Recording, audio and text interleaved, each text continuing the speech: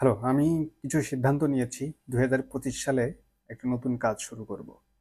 শুরুটা করব, বাট কথা দিতে পারছি না যে এটা ধারাবাহিকতা রক্ষা করতে পারবো, এই কথা দিতে পারছি না। বাট শুরুটা তো করতে পারি, টেস্টও করতে পারি। সো যেটা করতে চাই, আমি প্রত্যেকদিন অন্ততপক্ষে একটি করে ভিডিও দিব, একটি করে বইয়ের সাথে পরিচয় করিয়ে দিব।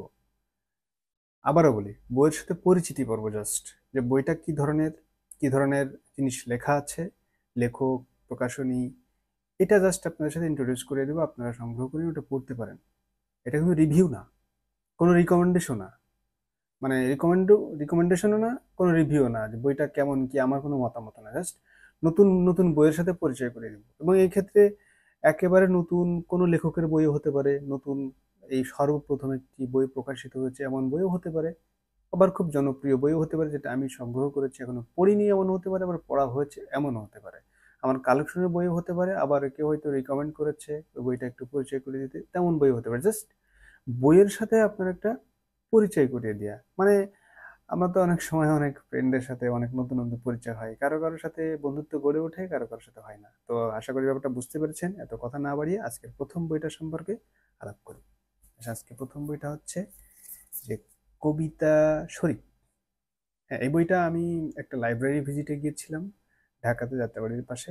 তো ওই লাইব্রেরির যারা ও মানে প্রতিষ্ঠাতা, তাদের মধ্যে একজন লেখক রয়েছেন। তো ও তৎক্ষণাৎ ওই লাইব্রেরিতে ওই ওই প্রতিষ্ঠাতার একজন একটা বই, তিনি একজন লেখকও, তার বই ছিল, তিনি বইটা গিফট করেছিলেন। তো ভাবলাম যে এই বইটা দিয়ে শুরু করি। এটা কবিতা শরীফ, নামটা অদ্ভুত, কবিতার বই কিন্তু কবিতা শরীফ এমনটা নাম আসলে তেমনটা কখনো আমি শুনিনি। আমার কাছে ইউনিক লেগেছে। কবি হচ্ছেন মুহিব মাহফুজ। এটা একেবারে কবিতার বই, খুব বেশি বড় বই না, 50+ পেজেস রয়েছে। তো এটার কয়েকটা কবিতা আমি আজকে সকালে উঠে ঘুম থেকে উঠে পড়েছি অলরেডি, একটু আবৃত্তি করলাম। কবিতা আবৃত্তিটা আমি এখন কমপ্লিটলি এবছরের জন্য ম্যান্ডেটরি করে নিয়েছি। তার কারণ হচ্ছে কবিতা আবৃত্তি করলে যে ফলাফলটা আমি ইতোপূর্বে পেয়েছি সেটা হচ্ছে উচ্চারণের যে জড়তা, পরিষ্কার করে উচ্চারণ করতে পারাটা, যে কথা বলার সময় যে তাড়াহুড়ো করার যে প্রবণতা, এটা থেকে কিছুটা হলেও পরিত্রাণ পাওয়ার সুযোগ কবিতা আবৃত্তি করার ফলে হয়েছে।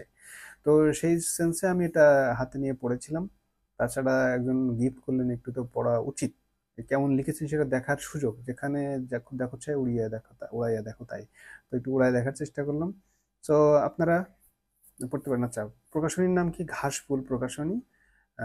বইয়ের নাম কবিতা শরীফ, কবি মুহিব মাহফুজ। বইয়ের সাথে পরিচয় করিয়ে দিলাম। যদি ভালো লাগে, প্রয়োজন মনে করেন, সংগ্রহ করতে পারেন। এবং যদি সংগ্রহ করেন, পড়ে আমাকে জানাবেন আপনাদের কেমন লেগেছে। আল্লাহ হাফেজ।